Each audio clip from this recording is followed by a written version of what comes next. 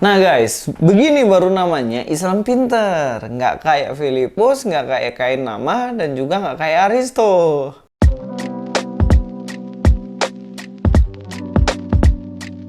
Assalamualaikum, selamat datang kembali di channel ini. Kali ini saya akan membahas beberapa komentar-komentar yang ada di kolom komentar. Jadi buat teman-teman yang mau komentar juga silahkan komentar. Nanti saya akan bahas juga dalam season-season berikutnya. Nah, kali ini ya teman-teman, kita akan dengarkan nih komentar salah satu orang. Nah, dia ini bukan orang Kristen nih, tapi dia komentar di dalam channel saya. Dan dia mengatakan bahwa dia adalah seorang yang muslim, orang Islam. Tapi cara berpikirnya maju banget nih guys. Dan dia pinter nih. Apa komentarnya? Mari kita baca guys. Dikatakan di sini, gasken bro, gue muslim cuman dah muak sama pada pendakwah yang kadang menjelekkan kepercayaan orang lain. Kita hidup di Indonesia saling menghargai tanpa harus mencela. Gue suka konten lu bro, setidaknya gue tahu kebohongan yang ngaku-ngaku mualaf. Nah, jadi dia ngerti nih tujuan dari channel ini, yaitu meluruskan para mualaf-mualaf ini yang bahas Kristen dengan keliru. Jadi kalau mereka bahas secara keliru ya saya harus luruskan. Tapi kalau memang mereka bahasnya bener ya ngapain dilurusin kan gitu ya. Tapi faktanya memang banyak banget pembahasan-pembahasan yang keliru. Itulah kenapa saya harus meluruskannya. Dan puji Tuhan ada orang yang bisa mengerti dan dia bahkan katanya menyukai konten-konten saya. Ya terima kasih sudah setia mengikuti channel saya juga. Dan juga dia mengatakan setidaknya gue tahu kebohongan yang ngaku-ngaku mualaf. Ya mereka kan banyak yang ngaku-ngaku mualaf. Dan apa yang dibahas sebenarnya kebohongan bro. Jadi bukan sesuatu yang benar dari sudut pandang Kristen dibahas, tapi malah yang dibahas adalah ngakunya itu adalah ajaran Kristen padahal ajaran dia sendiri. Dia ngaku-ngaku itu ajaran Kristen, keliru semuanya. Seperti yang saya sudah bahas di banyak video saya kan. Ya mudah-mudahan ini bisa membukakan wawasan dan cara berpikir teman-teman semuanya. Dia juga mengatakan, jujur saya heran terhadap mualaf yang sok pinter. Apalagi kalau jelekin agama orang lain rasanya jengah aja. Maksud tujuannya apa? Semoga teman-teman non-muslim selalu diberi kesabaran, salam toleran. Dia mengatakan bagaimana orang Kristen ya diberi kesabaran untuk hadapi orang-orang kayak gini ya. Memang kita ini sabarnya ini udah mode on bro. Jadi memang harus benar-benar sabar. Kadang-kadang harus dilurusin, kadang-kadang dibongkar kebohongannya, kadang-kadang nggak sadar, itu yang bikin nggak masuk akal sebenarnya. Udah tahu bohong, udah tahu keliru, masih tanya lagi di mana kebohongan saya. Apa nggak lucu tuh bro? Ya kayak gitu sih sebenarnya. Dan terima kasih untuk ucapannya, dimana kami akan terus sabar seperti apa yang diajarkan oleh Tuhan Yesus. Sabarlah, sabar yang artinya lamban untuk marah. Ya puji Tuhan sampai sekarang masih bisa sabar dan mudah-mudahan terus untuk sabar. Dan juga indah kalau memang Indonesia ini bisa bertoleransi satu dengan yang lainnya. Maka hidup ini pasti akan indah. Karena kita adalah Pancasila ya. Bhinneka Tunggal Ika. Beda-beda tapi tetap satu. Yaitu satu tanah air kita, Indonesia. Kita lanjut baca komentarnya. Dikatakan di sini, di mana letaknya kebohongan Ustadz Kenama, di mana letaknya kebohongan Filipus Christian, dan di mana letaknya kebohongan Aristo. Udah ketahuan bohong, pura-pura nggak tahu lagi. Ini bener banget nih. Jadi mereka ini udah sebenarnya udah ketahuan ya, kayak tentang Muhammadin di Alkitab nggak ada. Dibilang juga Al-Quran adalah Injil, itu juga jelas keliru. Apalagi kayak nama, banyak banget ajarannya yang keliru. Apalagi soal dia mengatakan lagi apa, Yesus itu katanya zombie, Yesus katanya yang lain-lain. Pokoknya banyak lah, seperti yang saya sudah bahas. Kemarin ya saya tepatnya bahas. Nah tapi mereka masih tanya lah, apalagi Aristo nih masih tanya di mana kebohongan saya. Dan ini bener-bener lucu, mode on nih. Ini kayak Vicky berkelahi sama Aldi Taher kemarin. Lucu banget kan. Nggak ada tekniknya tapi mantap juga Vicky tuh, dia menang lawan si siapa ini Aldi Taher. Dan Aldi Taher kabur tuh kan, itu lucu banget bener-benernya. Sama lucunya kayak ini nih, apa yang ditanyain sama Aristo, Mana kebohongan saya? Udah banyak banget kebohongannya, tapi dia tetap aja nggak nyadar kan.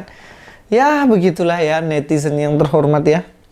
Kita lanjutkan ya, dikatakan juga di sini, begini jadinya kalau belajar agama orang, lihat di Google.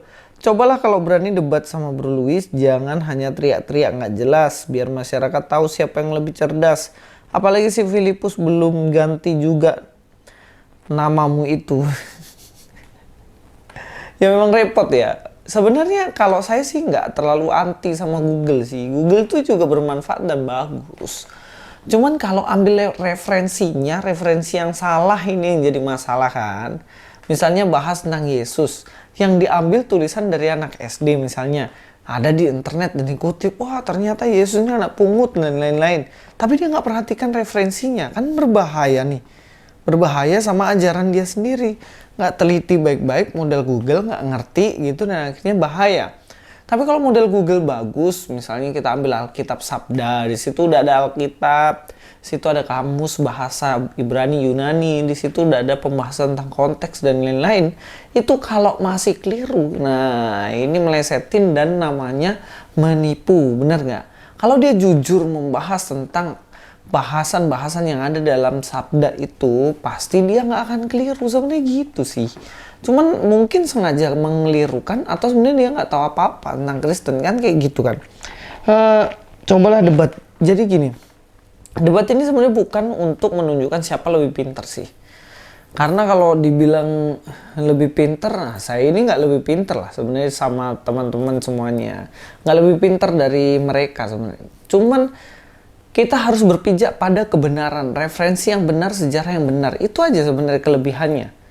Kalau orang pinter, sepinter apapun dia profesor dan lain-lain, tapi kalau pijakannya tidak berdasarkan sejarah, tidak berdasarkan kebenaran, ya dia tetap akan jatuh, kepleset gitu. Tapi mari kita jadi orang mau untuk berpijak nih pada kebenaran. Dalam perdebatan itu tentunya untuk mencari siapa yang benar dan siapa yang enggak. Kalau Filipus Christian bilang Muhammadim, dia bisa buktikan ada Muhammadim, berarti saya yang salah. Kalau saya membuktikan tidak ada Muhammadin dalam Alkitab, berarti dia yang salah kan gitu. Nah itu berdasarkan apa? Berdasarkan sejarah dan tulisan kitab yang benar. Nah kira-kira seperti itu. Dan juga Filipus belum ganti nama ya. Nanti tanyain sendiri sama Filipus ya, kenapa nggak diganti-ganti tuh namanya itu. Nah, tapi kadang-kadang diganti Fikri ya, itu cocok tuh Fikri tuh. Daripada ngaku evangelis, Filipus Kristen nggak ada SK kan, itu malah bikin malu kan. Lanjut guys, kita lanjut ya. Masih banyak ini komentar yang saya mau baca nih, santai aja ya guys ya.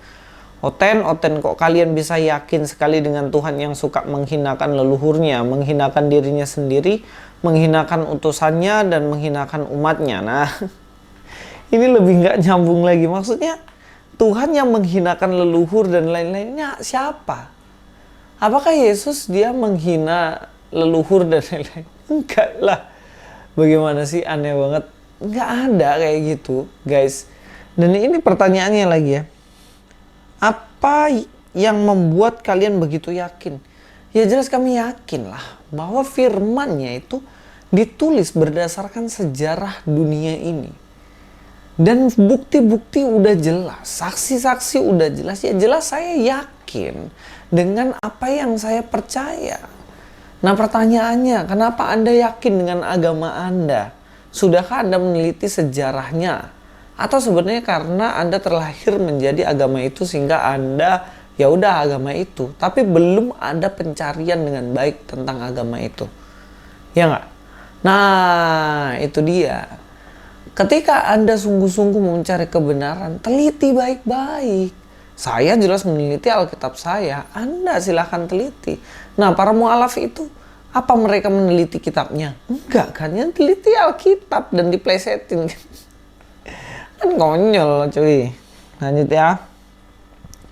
Filipus dan Aristo baiknya dalami Quran fan hadis-hadis. Di sini dan tulisannya fan pula. Dan hadis-hadis GBU Mas Luis. Ya bener nih, ini saran yang tepat nih. Filipus, Aristo, pelajari agama Anda yang baru. Bukannya nggak boleh pelajari Alkitab, silakan aja pelajarin. Kalau kalian plesetin kan ada saya yang meluruskan. Tapi mau yuk belajar Alkitab kalian dulu gitu. Kan sayang kan, masuk ke agama baru yang dibahas kan ini terus. Apa namanya, Alkitab terus. Ya kasihan kalian sebenarnya nggak tahu apa-apa tentang agama yang baru kan. Kayak gitu. Misalnya kalian pacaran sama yang baru, tapi yang kalian bahas mantan mulu gitu kan. Kan itu nyakitin hati pasangan Anda yang baru kan. Nah sekarang kalian sudah Islam, jadi ustadz. Yang kalian bahas kok terus-terusan Alkitab. Ini kalian cinta Quran kalian apa enggak? Bahaslah kitab kalian sendiri dengan bener gitu loh. Jangan agama orang lain dibahas terus, keliru lagi kan, malu-maluin. Lanjut ya. Wih, udah habis cuy. Tuh 2, 3, 4, 5, 6, 7. Kayaknya ada 7. Oh masih banyak, ada 3 lagi. Sabar ya, ada 3 lagi. Dari Parles Nababan, backsoundnya ganggu kali bang. Tolong diperbaiki lagi ya bang. Sakit kupingku dengarnya. Nah ya juga sih. Sebenarnya kemarin kan habis syuting nih guys. Habis syuting, pas ngedit, tiba-tiba audionya itu ternyata korup, filenya rusak, filenya nggak bisa diedit gitu. Jadi aduh, udah mau syuting lagi kan, udah malam, nggak usah lah. Ya jadinya kayak gitu audionya ya. Mau bagaimana lagi gitu. Tapi ya memang kesalahan saya, makanya saya cari aman aja. Saya pakai clip on ini supaya saya bisa kontrol dari layar depan, karena saya nggak ada tim nih guys. Saya lihat di sana, oh masih nyala nih mic-nya. Karena kalau pakai mic pegang nih kadang-kadang lupa pencet juga, kadang micro SD-nya itu hilang lah, apalah aneh-aneh pokoknya. Tapi kali ini pasti audionya bagus guys. Sorry ya yang kemarin videonya hancur banget audionya. Ya terima kasih sarannya. Selanjutnya, kebohongan yang diulang-ulang akan menjadi kebenaran di otaknya. Bisa jadi ada yang sponsorin mereka ini untuk menyebarkan dusta. Ya saya nggak tahu motivasinya apa ya, saya nggak tahu gitu. Dan tapi saya setuju kalau kebohongan tuh diulang-ulang terus jadi kebenaran. Nah inilah kenapa saya harus ada, bahkan sampai ngulang-ulang bahas itu mulu kan. Tapi ya bagaimana lagi, kalau kebohongan terus diulang-ulang jadi kebenaran ya bahaya kan. Makanya kita harus sampaikan kebenaran ulang-ulang juga, supaya yang benar itu tetap benar dan yang keliru tetap keliru. Supaya statement mereka akhirnya diketahui banyak orang bahwa mereka itu keliru gitu. Apa yang dibahas nggak benar. Contohnya, dikatakan nama Yesus bukan orang Yahudi menurut orang-orang Yahudi. Kan itu keliru itu. Terus dia bilang Paulus saudaranya Herodes. Itu kan keliru, itu ngawur gitu. Kalau kita nggak luruskan, mereka ulang-ulang terus, nanti masyarakat Indonesia ini pada akhirnya percaya, yang nggak mau searching sendiri loh ya. Akhirnya mereka percaya, oh ternyata Paulus ini saudaranya Herodes. Saudara dari mana? Kayaknya kayak nama yang angkat Paulus jadi saudaranya Herodes kan. Nggak ada bukti-bukti, yang ada cocokmologinya Pak Kainama. Sudah bisa jadi profesor ini orang ini. Profesor cocokmologi. Hehehe, mantap. Lanjut ya. Kayaknya yang terakhir ini guys, tapi iya kayaknya terakhir. Dikatakan di sini Oten kan ajaran doktrin, bukan ajaran dari Alkitabnya. Buktinya sangat banyaknya sinode dalam ajaran Oten.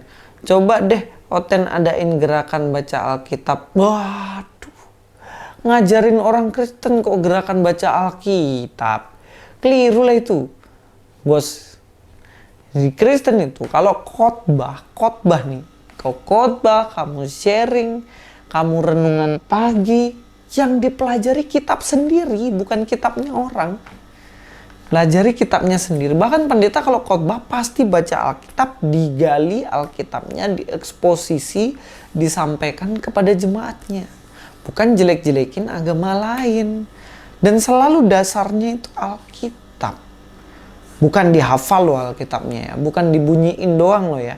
Tapi dipelajari. Dipelajari konteksnya, dipelajari juga maksud penulisannya dan lain-lain. Bahkan anak sekolah minggu cara mengajarnya juga gitu. Kalau nggak percaya ikut-ikutlah ibadah di gereja saya supaya kamu tahu kan. Nah kalau ada pendeta ngomong kosong di depan tanpa berdasarkan Alkitab, itu Itu namanya pendeta suka-suka sendiri dan itu keliru. Nah, satu lagi ya, dibilang di sini kan katanya buktinya banyak sinode. Maksudnya gimana sih? Sinode itu cuma naungan gereja. Kayak misalnya jualan, ada Indomaret, ada Alfamaret, ada Alfamidi, ada kios-kios kecil. Semuanya jualan tapi kan beda merek. Sama kayak gereja dengan sinodenya. Ajarannya sama, bedanya ya cuman di organisasinya. Tapi ada gereja-gereja yang ajarannya berbeda dan itu pastilah kayak Sasiova misalnya ajarannya beda, itu memang udah beda karena dia nggak percaya Yesus sebagai Tuhan dan Juru Selamat kan, itu udah keliru gitu. Tapi beda gereja biasanya beda tidak hanya tidak doktrin yang fatal ya, biasanya perbedaannya adalah tentang penekanan saja, doktrin-doktrin sekunder saja. Jadi nggak yang kayak bagaimana begitu kan. Tapi kalau dibilang banyak aliran, iya aliran, tapi penekanannya ya berbeda dengan gereja yang mungkin memang gereja itu sudah mengajarkan ajaran yang sesat atau keliru. Tapi orang ini ngomong kayak gini macam di agamanya nggak ada banyak aliran gitu. Bahkan di Indonesia ini kan ada yang sampai dipukulin tuh mereka tuh waktu ibadah. Nah itu juga kan membuktikan beda aliran. Semua gereja, semua kepercayaan tuh ada aliran-aliran tertentu. Tetapi yang benarnya cuma satu. Yesuslah jalan kebenaran dan hidup. Kalau menurut Alkitab.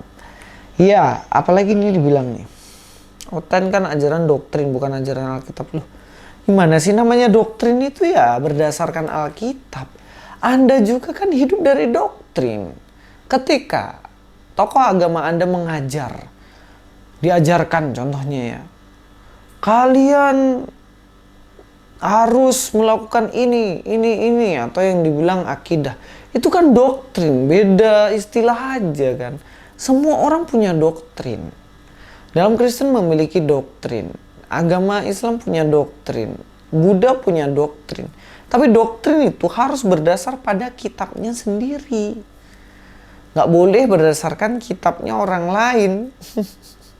Itu kan keliru guys. Nah inilah beberapa komentar yang saya komentari. Jadi buat teman-teman jangan bosan-bosan komentar di bawah ya. Nanti saya akan bahas juga komentar-komentar yang ada. Terima kasih semuanya. Tetap setia mengikuti channel ini. Luis Prasetyo sini. God be with you all.